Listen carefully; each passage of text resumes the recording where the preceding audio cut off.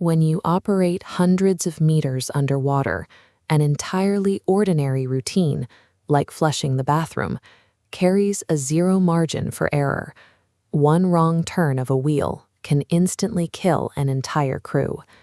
Modern naval crews spend up to 8 months inside these sealed steel tubes, completely cut off from the outside world. This blueprint diagram shows exactly how tight that space is. A standard American prison cell gives an inmate about 80 square feet of room. On a submarine, a sailor is lucky to get 20. You live shoulder to shoulder, where your personal space ends exactly at your elbows.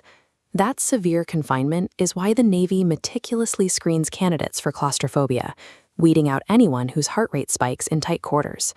Long before they engage an enemy fleet, submariners have to survive a highly compressed, deeply unnatural environment that actively works against human biology.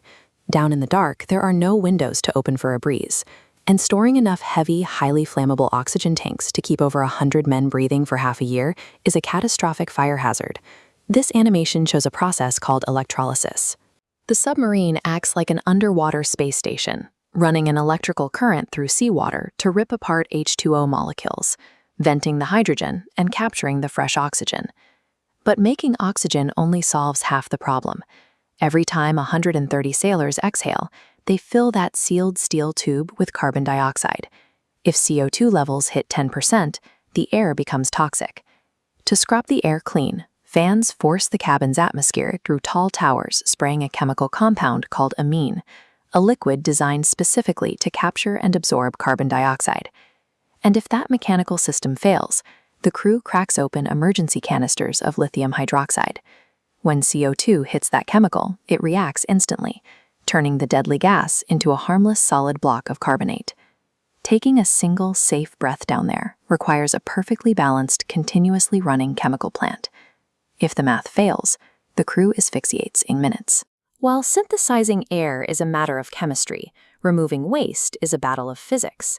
Every square inch of the hull is forced to withstand the immense, constant pressure of the ocean trying to crush its way inside. To empty the sanitary tanks, electric pumps must force waste out with enough strength to overpower the ocean's pressure. This requires a flawless sequence. If the outer valve opens a fraction of a second early, the ocean overpowers the pump, blasting freezing seawater back inside. Yet, surrounded by an endless ocean, fresh water inside is severely limited.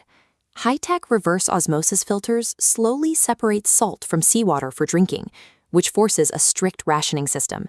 Sailors get exactly 60 seconds of running water for a shower. Every pipe, drain, and hatch is a potential flood point. The system requires immense logistical trade-offs. Before a long deployment, a crew loads up to 20,000 kilograms of food. Look at this archive image. There is no giant pantry. Dry goods and canned supplies are packed securely onto the floorboards in the main corridors, and sailors literally walk on top of their own food rations for the first few weeks. The chronic stress of operating in a high-pressure, dangerous environment causes the human body to burn excess calories, so the Navy mandates 4 meals a day. They even add a midnight ration, known as mid-rats, to keep the night shift alert. But burning those calories requires rest, and space is a luxury. Submarines run on a system called hot bunking. A vessel might carry 135 sailors, but only have 94 beds. The multi-tiered sleeping bunks are packed so tight you can't even sit up. When one sailor wakes up for their duty shift, another exhausted sailor crawls right into that exact same bed. The mattress never gets cold. The most basic human comforts, eating and sleeping, are stripped down and heavily regimented. The sailors adapt to the machine because the machine cannot afford to accommodate them. You can filter the water and scrub the air, but the most fragile system on the submarine is the human mind. For months on end, the crew sees no sunlight, contacts almost no family, and lives surrounded by the exact same smells and faces. Sensory deprivation and sheer isolation rapidly degrade cognitive function. A simple disagreement over a card game can escalate into severe anxiety or depression, and a distracted sailor is a danger to the entire vessel. To stave off psychological collapse, the engineers trick the brain's circadian rhythm. Every evening, standard fluorescent lights are swapped for this intense red glow. simulating a night cycle to signal the crew's biology to wind down. Steel and chemistry provide the shell, but the mission depends on a constant, artificial manipulation of the crew's biology to stave off insanity. Because when a crew loses focus, the consequences are final. In October 1944, the USS Tang was on patrol, executing what should have been a standard torpedo launch.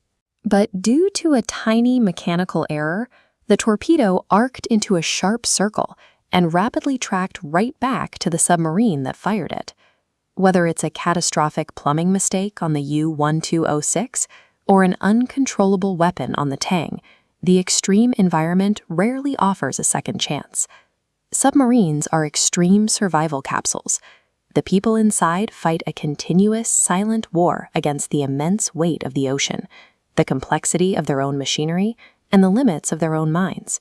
And down there, the penalty for a single mistake is absolute.